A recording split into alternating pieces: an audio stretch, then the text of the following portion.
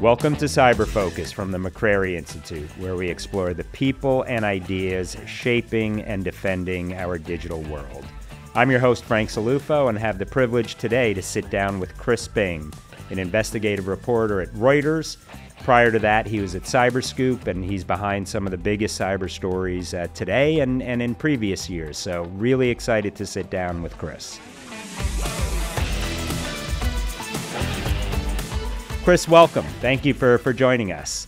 You and your team and the investigative team at Reuters have done some extensive and phenomenal reporting around the recent United Healthcare and the Change Healthcare, the payment system that accounts for about 50% of all payment systems between hospitals and providers and the like. That's right. I know you've broken a lot of news around this particular story. I think when we think of cyber, ransomware has literally democratized this issue and made it everyone's problem. The numbers are staggering. They go up, up, and up. And there's more that obviously we need to do. But let's start with some of your coverage on some of the United Healthcare, the ransomware incident in particular. So yeah, absolutely. Take us back. And Frank, thanks for having me. It's great to be here. Privilege.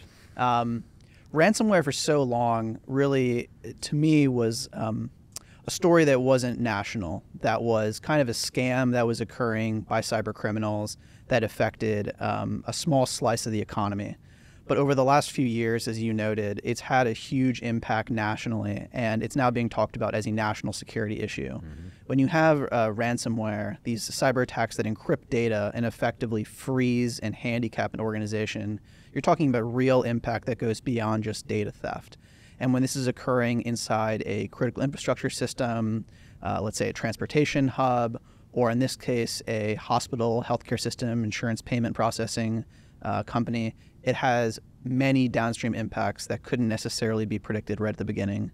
And with this attack that you're mentioning, an organization called Change Healthcare, which up until a few months ago, most people had probably never heard of. Exactly. It services 1 out of every 3 medical patients in the United States. And the best way to explain what Change is they handle the back-end processing. They connect medical providers with insurers to cover the payments. Mm-hmm. So when you go and see a doctor, you go to a pharmacy to get your prescription and you pay for it. The pharmacy is on the back end communicating through the internet with your insurance provider to help cover that cost. Mm-hmm. So they play a really crucial role in everyday life-saving in many cases, right? Exactly. And Change is owned by a large healthcare company called United Healthcare. Mm-hmm. And beginning a few months ago, we began to hear about a disruption at Change. And it became public that there had been a ransomware incident there. And it wasn't really clear what the effect would be to everyday Americans. Mm-hmm. But how it played out was that over time, doctors, pharmacies could not access their insurance information. So when they were filing these claims, they could not receive payments back. And so you had this really difficult dilemma that's still ongoing, by the way. The recovery process is still occurring, where doctors were essentially fronting the bill in some cases in order to service their patients, to fulfill prescriptions. And weren't patients impacted directly as well? That's right. So you can imagine as a doctor, you're seeing patients, but you're not able to bill for the services you're providing those patients because of this freeze on the back end of this ransomware incident affecting this payment processor. So you're just taking a loss. Mm-hmm. You're taking a loss continuously over time. And that means you can't pay your front-end staff, you can't pay janitors, other workers. And so, there's been incidents where some healthcare providers, smaller healthcare providers, have had to just shut down. That means patients have not been able to see their doctor, or the doctors have cut back on how many patients they're seeing, which has affected how long, you would wait to get an appointment. And if you can't verify that you have insurance, your prescription costs could be exorbitant as an individual, correct? Or you just pay out of pocket. That's right. If you can't access that insurance back end, so they cover a part of the cost, you would front the bill. So when you started looking at this story, and again, I think your investigative team, have done some of the best coverage on this particular case, but I think it's fair to say you also broke some news. You want to shed light on that? Yeah. Well, first off, thank you. An important part of this at the very beginning of the incident was just to find out who was behind it, right? It's some of the basics of journalism that we all look for in the public: who, what, where, when, and why, right? It's can't figure the who. It's kind of confusing. Yeah, that's right. It was a little confusing in the early stages of this incident because United Healthcare, the parent of Change, had made a filing, an SEC filing, which now is common practice. If a private company, a publicly traded company, is hacked, there's some sort of federal disclosure process that's involved. And we had noted that there had been a filing which claimed that this incident had been caused by potentially a Chinese government-linked actor. And to see like a ransomware incident and to see a connection back to maybe a Chinese intelligence service, it just doesn't quite fit. Maybe people who've looked at this space for a long time, I'm not saying it's totally impossible, but it just doesn't really read maybe right away as something that's likely. And entities would like to say in some cases, hey, if the U.S. government can defend itself against Chinese intelligence services, how can we? Is that part of what you think plays into some of the calculations there? I can't speak specifically to what United was thinking when they made this. And maybe they genuinely did have some of the same TTPs. It's possible they had the same TTPs. It's possible there was just some sort of confusion on the back end. Maybe they saw an IP address connecting from China into their network, which, as you know, would not necessarily indicate that the hackers are from China. You could just be renting a server from there.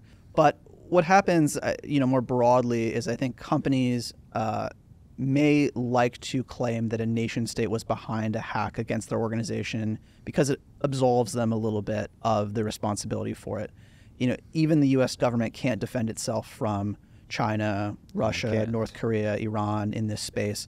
How are we as a private organization of 1,000, 2,000 employees going to do it? And so I think the messaging sometimes changes when that's the case. And a lot of the ransomware incidents and ransomware as a service, a lot of that emanates out of Russia and former Soviet bloc states. Soviet bloc countries, correct? That's largely true. I would say that there also has been some ransomware actors based in the United States and Western countries, but for the most part, you were looking at Eastern Europe, Russia, Kazakhstan. Which are provided to some extent safe haven, so it's pretty hard to access, and the long arm of the law can sometimes be stymied in that respect, yes? Yeah, I'm sure we'll get into that, but if... we will. Yeah. The ability for the U.S. ultimately to get their hands on people, for law enforcement to extradite and charge individuals involved in ransomware is a huge challenge, especially when they're based in some of these regions, as you said. So who was behind the clickety-clack of the keyboard here, and how did you go about unpacking that? Yeah, so as an investigative reporter, we have networks of sources that we talk to both in the public and private sector. And as we were looking at this attack and recognizing how big a deal it was, we began asking around and seeing, have you heard who's behind this? When an organization like this gets hit, they're usually sharing information back with the government. They're also often sharing information back with information sharing organizations like an ISAC. Maybe they're sharing it with a private sector cybersecurity company who's helping them, or a network of them that's helping them. And we started hearing that it was in fact not a Chinese state actor, but instead a notorious ransomware group known as Alpha V, or Black Hat. And sort of like proof of life as well, right? They need to demonstrate if they want to get paid. So, so once you discern that and figured that out, and I'm sure you had to verify it through multiple means. You're not just running with your gut on all of this, but then how did that change the tenor and the direction of the story? Yeah, we spoke to, dozens of people, all with the same bit of information, and that's usually how you gain confidence as a reporter when you're looking into something, especially when you don't have a document, is the number of people with direct access to the information, or likely direct access to the information, who can tell you the same thing. What happened from there really was trying to understand what had occurred and why this attack happened, and trying to get more information about Alpha V, or this Black Hat group. Alpha V is a ransomware developer. They control the ransomware. They then work with affiliates of hackers, almost like a business partner relationship, that will conduct the intrusions, and Alpha V will talk with the victim, try and extort them for money. Hey, we'll unlock your systems if you pay us, $10 million, $20 million. there's almost like a customer service element of it in the ransomware industry, where after a victim is hacked, their data is encrypted. You then have a back and forth communication in order to extort them and get access. And one thing that was really interesting in this case was that AlphaV is so well known. They've conducted some of the largest ransomware attacks over the last few years, and yet they're still operating largely undeterred. Just last year in December, federal law enforcement, the FBI and the DOJ, conducted an operation to disrupt AlphaV. And then here we are in spring of this year, just a few months later, and they've conducted one of the largest cyber attacks in U.S. history. Some would argue it's a little bit like whack-a-mole. You take something down, it pops up somewhere else. And the reality is it is a very complex ecosystem with lots of different moving parts. But what do you think the response should be? And maybe start with the particular with change and what the implications are there. And if I'm not mistaken, HHS, the Office of Civil Rights, weighed in, and others to open an investigation. And when I think about it generally, I mean, when you think about cyber incidents writ large, we've sort of been blaming victims, not putting pain on the perpetrator, right? I'm not saying United Healthcare shouldn't have done more. They probably should have, and time will tell just how much more. But we do need to be able to shift the equation and put the pain to imposed cost and consequence to induce changes in bad actors' behaviors, yes? I think that's definitely been the view of many lawmakers who've been responding to this. I mean, you look at Congress, pretty much almost every congressional member has constituents that are affected by this, it's affecting their ability to get prescriptions, to see their doctors. It's even affecting their confidence that they'll be able to get an appointment if they make one. Yeah. That's the effect we're having. So there's definitely been a conversation in government about doing more to hold these hackers accountable. At the same time, there's been a regulatory conversation to look into who is culpable. Were the proper cyber defenses installed? To what degree was Change and United aware of the incident? What did they do to stop it ahead of time? And this is very fluid, as I was saying. The recovery process is still very much ongoing. You noted HHS and other elements of government. HHS and the government recognized that these healthcare providers were incurring cost because they weren't able to bill their insurance because the back end was frozen. And so they and United to a degree as well have tried to offer loans and kind of payment plans so that these healthcare providers don't go out of business. And this is really affecting, like, especially poorer communities, smaller healthcare providers. I personally spoke with a small psychiatry practice who explained how they were afraid they were going to go to business, that they would have to lay off their employees. And that, I think, is one of the sad characteristics of ransomware is it does impact everyone. Very recently, U.S. Chamber of Commerce came out with their Small Business Index, and top threat, cyber and supply chain disruption. And majority identified that as top threats and risks to small business. And when you think about the United States, the real engine of our economy is small and medium-sized businesses. So we have to figure out not only how the Fortune 3 to 500 address cyber issues that have the resources to be able to devote to some of these challenges, but what about small and medium-sized businesses? Any thoughts there? The economy cyber is so interconnected across the economy, and a software platform that is being used by a Fortune 500 very likely may be getting used by a mom and pop shop of 10 people. And we were talking earlier about kind of just the downstream impacts of a breach like this and how they're almost unpredictable until it happens. I mean, I know companies try to scenario play out these situations and try and game plan, and the government does as well. But there's just something to be said about experiencing it in real time. Absolutely. And I think you'll continue to see impacts, in smaller companies as well. Not to belabor this point, but I had the privilege of leading an effort, an advisory group effort for the Department of Homeland Security, looking at economic security and basically looking at supply chain. And the reality is it's very hard to get visibility across your supply chain. So before you can really deal with the prognosis and deal with the issues, you've got to be able to diagnose. And I don't have full confidence that anyone has visibility across their supply chains, whether software, hardware, and perhaps firmware being the most difficult. In this case, I can tell you from talking to a number of medical providers, I was mentioning this psychiatry practice, I spoke to a social worker, a small healthcare practice.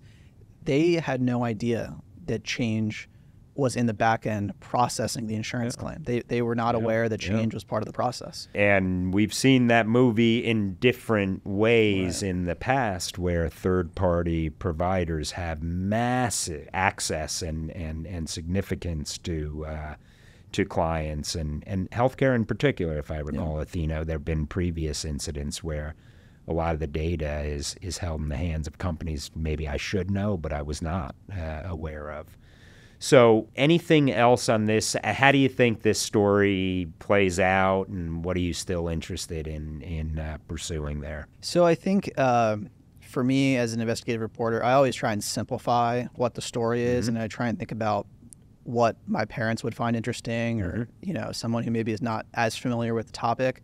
And I still think it comes down to who is behind it. I would like to know more about who are the members of Alpha V, where they're based, what U.S. law enforcement and the U.S. intelligence community knows about these individuals. And I think I'd also like to understand better how the breach initially happened, which is still not been disclosed, and it may become even harder to find out now after the amount of government scrutiny that's been placed on Change and United. There were rumors at the very beginning of the breach that the hack had occurred through a vulnerability in a piece of remote control software known as ConnectWise. Funny enough, because the hackers have kind of a public persona, they're communicating openly to a certain degree. They denied that they had used this ConnectWise vulnerability.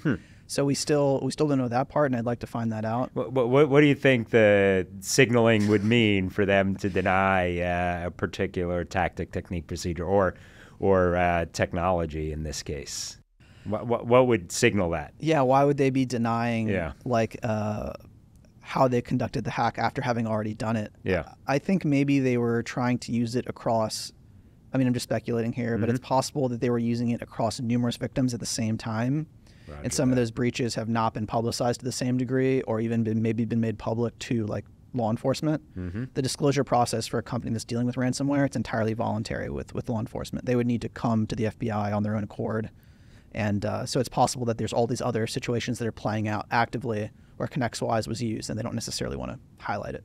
And I think that was the intent behind some of the new SEC reporting requirements and the speed to be able to report, because if you're getting hit, it's likely someone else is as well. And getting that information into the hands of the defenders, I think, quickly is critical, yeah? So there's, as you mentioned, just to kind of further explain it, there is a new SEC rule where publicly traded companies need to report a breach. I think it's within like 3 days or 4 days. Unless they get a law enforcement exemption or a national security exemption. Right, which is difficult, right? Like for you to be able to, it's a high bar. 'Cause, I mean, for a company to understand that they're compromised, it can occur pretty quickly, but not always. And then, with these SEC filings, you're not just saying that you were compromised. You would need to say a little bit more about what was affected, what the impact was to the company. And I've seen companies make the claim that, look, there was an intrusion, but we can't see exfiltrated data. Therefore, there's no material impact. Why would we need to report it to the SEC? And I just want to pull that through, because the intentions behind a ransomware incident are pretty blatantly obvious. Money. But there would be other cases, including those behind nation states who are in the business of exploitation and espionage and stealing secrets, where the dwell time, they can be in your system for years, as I think we've seen in previous cases, including SolarWinds and some of the others. So that triggering effect, whether it's exfil data or whether it's trying to seek funds, may not be there in an espionage case, right? 100%. Like the thing with the ransomware attack is if your company's hacked and it's been disrupted, you're going to hear from them. Absolutely. They want to make money. They're in it to make money. Yep. They're going to follow up and they're going to say, hey, we noticed you have a problem. We caused this. We can fix it. We can unencrypt this data for an amount of money, or they may just threaten them to leak the data. With a nation state actor, it's a different calculus. They want to remain stealthy. They want to remain within those systems, to maintain access, to continuously exfiltrate data, because they have different priorities. They have intelligence priorities where they're just trying to collect information. Or preposition. For a preposition, exactly. We're seeing a lot of signaling there with Volt Typhoon and other sorts of cases. So in addition to trying to get to know more about the actors, they had a pretty interesting response, didn't they? You did some interesting reporting on their exit. You want to shed some light on that? Yeah. They, with the ransomware group, as we were just touching on, they have like a little bit of a public persona because sometimes they view it as advantageous to say things in the media or to say things publicly in order to place pressure on a victim, right? So they've for example, they've encrypted a system, they've disrupted an organization, but the organization isn't necessarily communicating with them or maybe not making the payment. And so they'll start saying things publicly that are maybe a little bit outlandish. They'll start criticizing the companies. In this case, they criticized United Healthcare's cybersecurity practices, right? But what we saw pretty quickly was after they took some credit for this, right, they kind of took a little bit of a disappearing act because the amount of heat that was on them.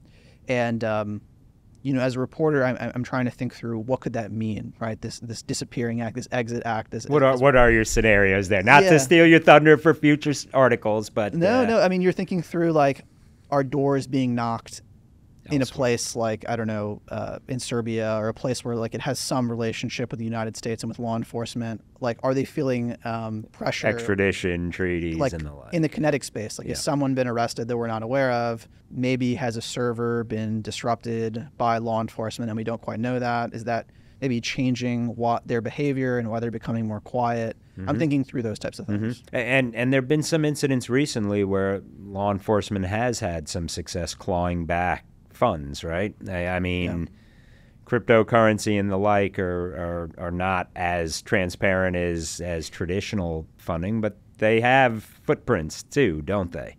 Yeah. Despite kind of a widespread belief that Bitcoin is not trackable, it is, for kind of simplified a little bit. Do you think we can scale that? Do you think that's a viable solution, or is that still sort of swinging at ghosts? It's, I think, a scalable issue with law enforcement. From what I've heard, like, they can conduct fairly sophisticated, exquisite investigations that track cryptocurrency using, software platforms, some disruptive technologies.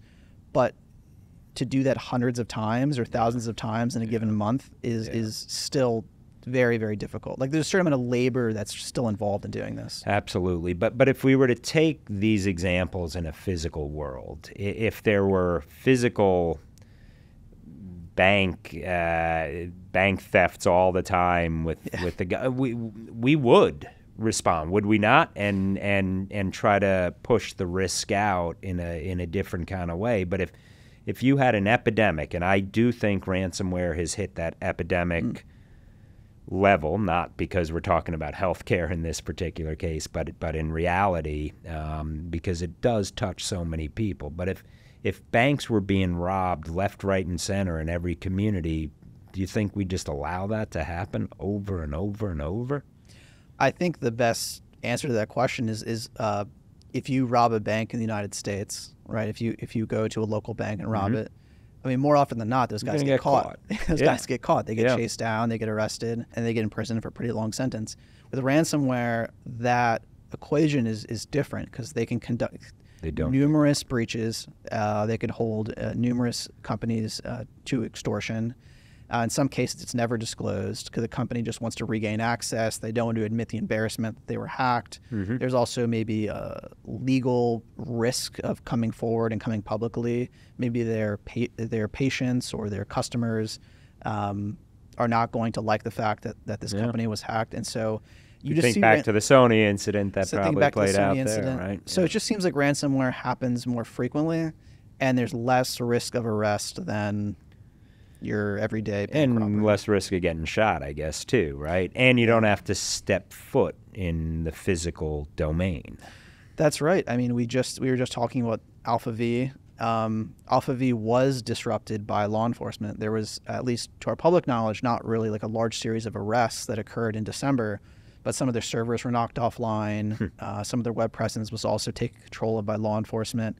But here they are, just a few months later, conducting one of the biggest hacks in U.S. history, certainly the biggest hack in the healthcare sector that we're aware of. What are your thoughts? And I have strong opinions on this. I'll try to keep my opinions in check. But what are your thoughts? Pay, don't pay? Obviously, there are many layers of you have to consider and integers you have to put into this sort of puzzle. But generally speaking, this has been like government, industry. Yeah. I mean, there's difference also between government entities and corporate and what have you. But no, absolutely.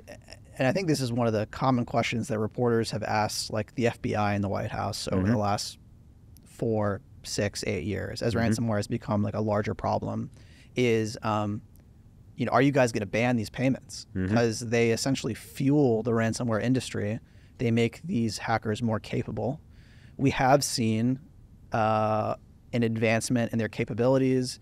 Years ago, they were using like phishing and social engineering primarily to enter organizations to extort them. Now you see ransomware groups using 0 days, so vulnerabilities in software that were not disclosed publicly previously. It shows like continuous investment in capabilities and tooling, and you have to think that all these companies paying them ultimately is helping them get better. And so it's a continuous question. I think that we could see the administration come out here over the next few months with more of a public statement that would discourage payments. But if you totally ban it, right, this is the argument. Hospital, lifelines. Exactly. If you totally ban it, is that really the best thing for society, to ban it in such a way that a hospital would be penalized if they took the desperate move, paid the ransom in order to provide care to their patients?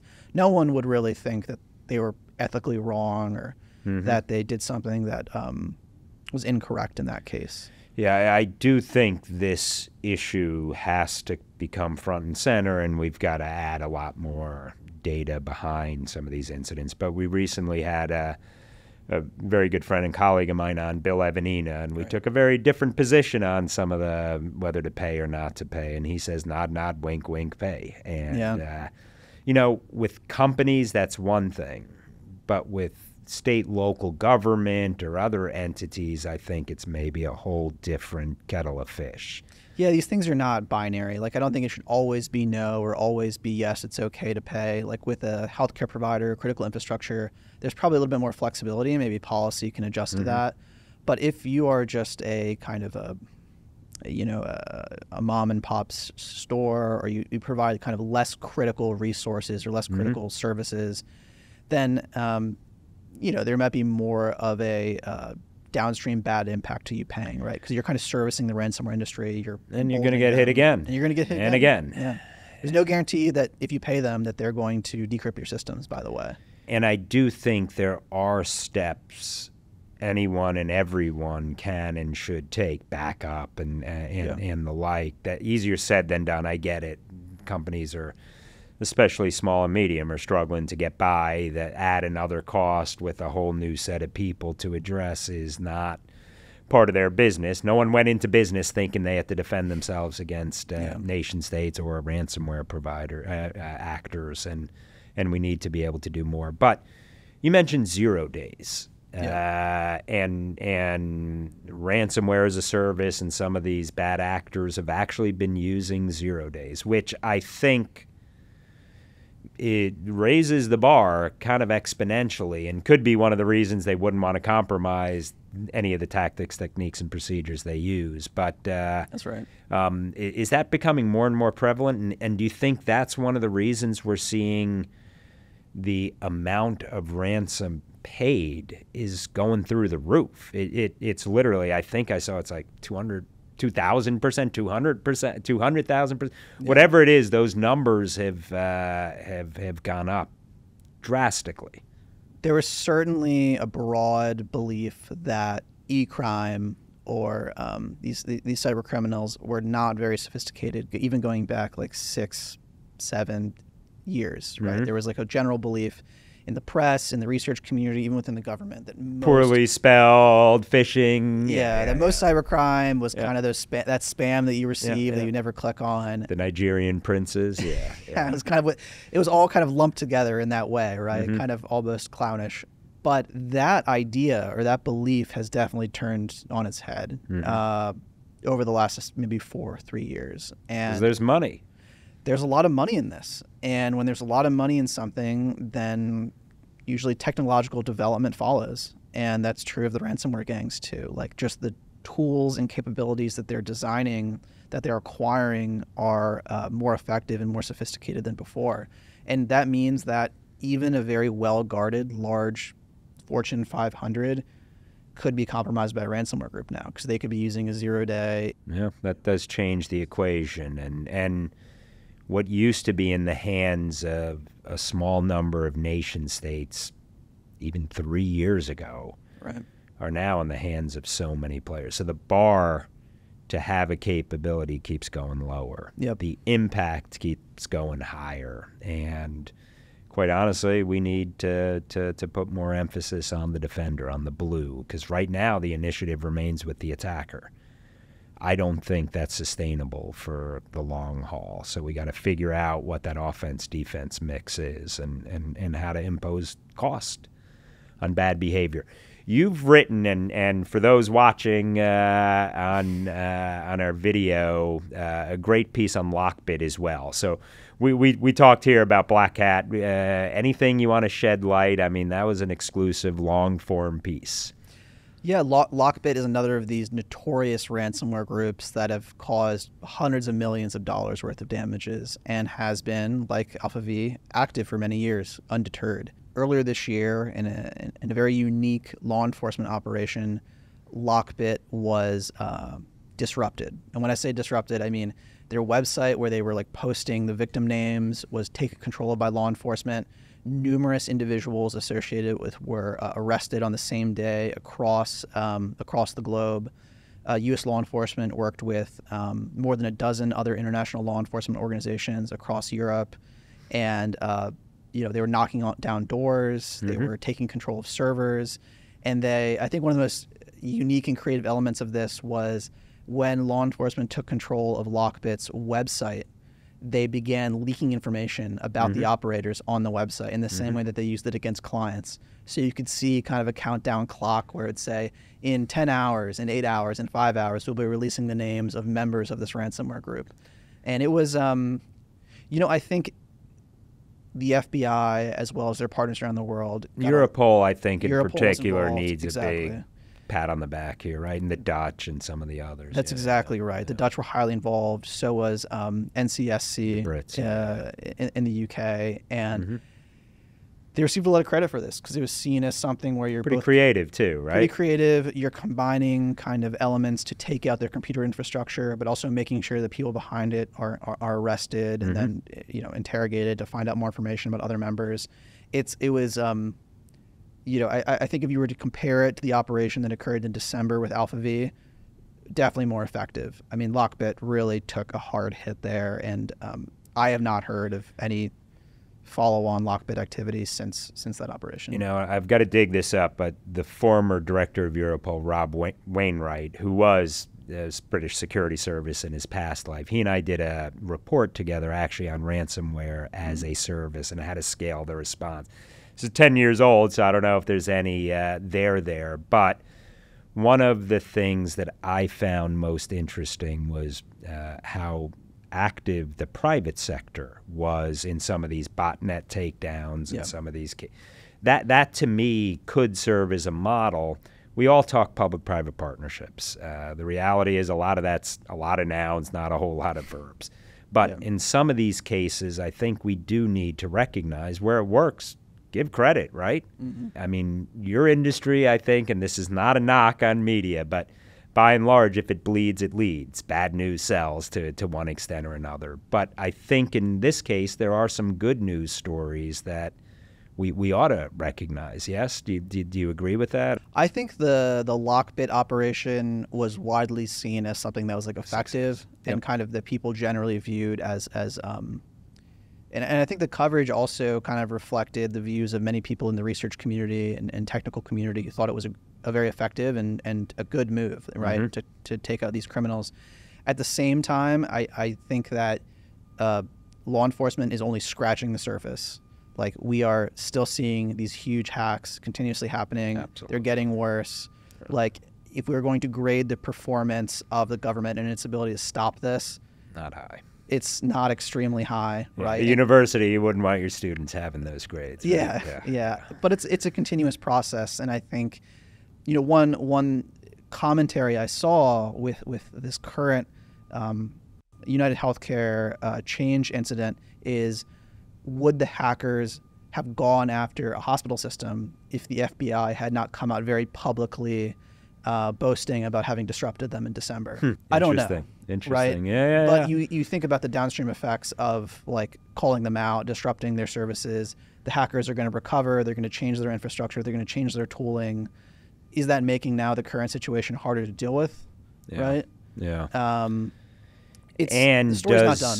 Success breed more sophisticated hackers and more difficult to push? I mean, if there's money, there's money. So I hate to say it.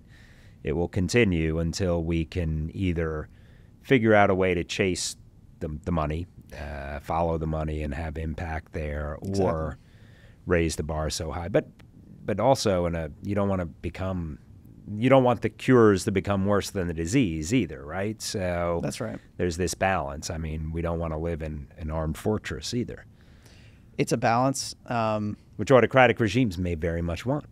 Absolutely. I think there's inherent technical cyber weaknesses in how the U.S. internet is set up, but it's also a reflection of the country's values and traditions and the ideas that Americans have rights on the internet as well.